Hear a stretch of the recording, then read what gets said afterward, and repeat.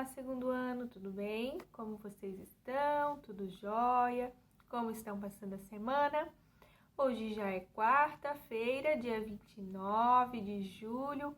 Nosso mês está quase chegando ao fim, a semana também já está na metade.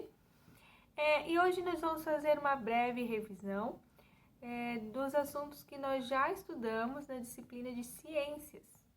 Vamos iniciar então com as características dos seres vivos. Então, vamos lembrar quem são os seres vivos, pessoal. Os seres vivos são todos aqueles que têm vida, né? Como os seres humanos, os animais, as plantas. Então, tudo que tem vida é um ser vivo. E todo ser vivo passa por um ciclo vital. Lembra que nós estudamos? O que é o ciclo vital?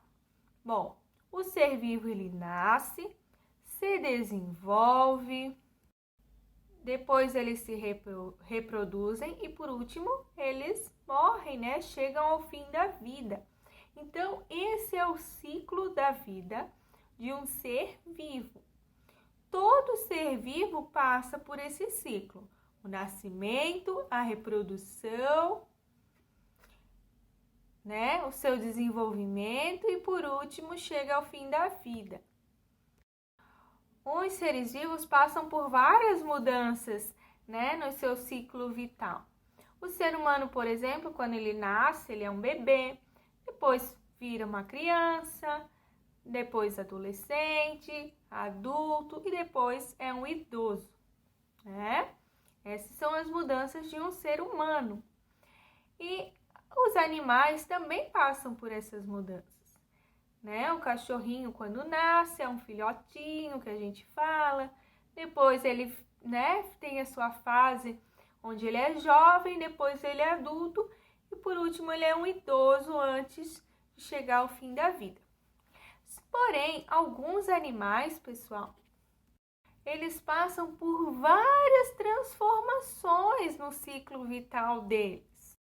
E essas transformações a gente chama de metamorfose. Lembram que nós estudamos a borboleta? A borboleta, ela é totalmente diferente quando nasce até a vida adulta. O ser humano, ele é semelhante, né? Um bebê já tem a sua forma, ele só vai sofrendo algumas alterações. Porém, a borboleta, ela passa por um processo de metamorfose, que a gente chama. Porque primeiro ela vai estar lá no ovinho, a borboletinha vai colocar o ovinho. Depois do ovinho ela vai nascer, né, que ela vai ser a lagarta. Depois a lagarta, ela vai formar o seu casulo. E por último, ela vai sair do casulo como uma borboleta, ou seja, ela sofreu uma metamorfose, ela passou por uma transformação. O ciclo da vida dela é totalmente diferente de quando ela nasce até a vida adulta. E assim outros animais também passam por esse ciclo. Certo, pessoal? Estão conseguindo lembrar dos nossos estudos? Ainda em nossos estudos, nós falamos sobre a reprodução, né? Os seres vivos, eles se reproduzem, né? Ou seja, eles têm outros filhotinhos, os animais têm outros filhotes, os seres humanos têm outros bebês, né? Ou seja, uma vida nasceu de outra vida, né? Ou seja, se eu tenho um bebezinho, eu tenho uma vida nascendo de mim, né? Um outro ser humano que nasceu de mim. E os seres vivos também precisam de energia para viver. E por onde que eles obtêm a energia? Através da alimentação. Por isso que é importante todo ser vivo se alimentar de uma forma saudável, pessoal. Certo? Vamos relembrar agora os fatores do ambiente. Quem é que lembra?